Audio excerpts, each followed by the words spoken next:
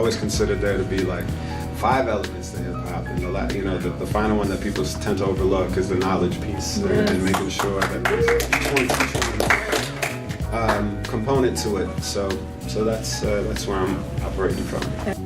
So I also like to call myself a verbal illustrator because I try to paint pictures and describe things, because I know what attracted me to hip hop when I started was hearing, different groups in America talk about things they were going through.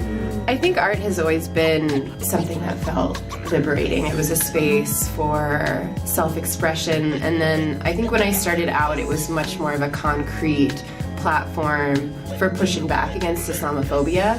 And I will say that in some ways that wasn't a personally liberating feeling, to be doing work in that way, although more broadly I think that is like kind of a collective effort. Being an independent musician is a blessing and a curse, but the blessing in it is that you can kind of dictate where you go. Because I know, having dealt with label situations and even producers and production companies, they'd be like, oh, you need to make a song like this.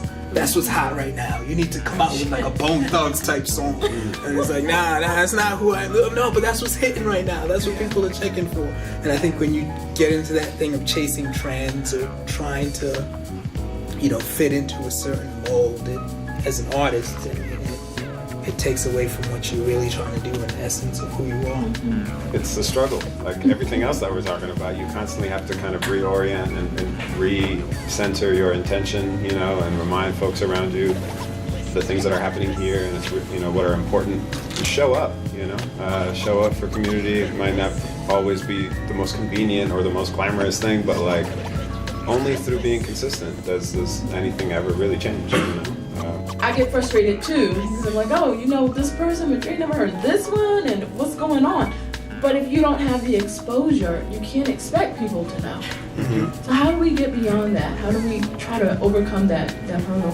Instagram is hugely influential to me, and the artists that I follow, and like having this access to be able to see people's work in this way. And then at the same time, you've got artists out there who are getting thousands of likes and can't pay their rent. It's both. It is really challenging to live in an era of just like complete disposable art, and to a certain degree, like somebody will just consume something and just forget about it.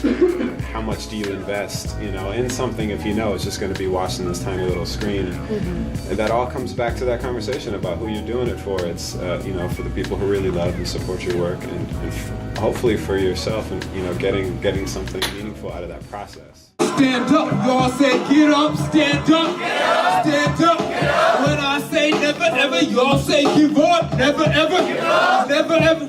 Combined for 16 bars apiece, multiplied by 4, that's 64 at least. Release the pressure like a valve, let it run out. We demand respect without the need to pull a gun out. Yo, Adam had an apple, Eve had an apple, Isaac had an apple, Steve had an apple. The root of all evil filled with which we all grapple. Jackal to our castles, cubicles and chapels. Gravity of baffles, leaving people speechless. How do we stay grounded when we're reaching for this weakness? For the TV they see me, I'm not materialistic, but you see the ice on me. I wear it because the significance of the change they place for ballers, so I don't wear a small chain. The bigger the chain, the smaller the brain. You get that? Got a smaller chain, so my big brain resent that. It's effective, no matter your perspective or what you choose, study the clues, they're kind of subtle. A sure sign is someone talking fast and speaking double, like rock stars and cars getting groped by groupies. Does absolute power corrupt? Absolutely.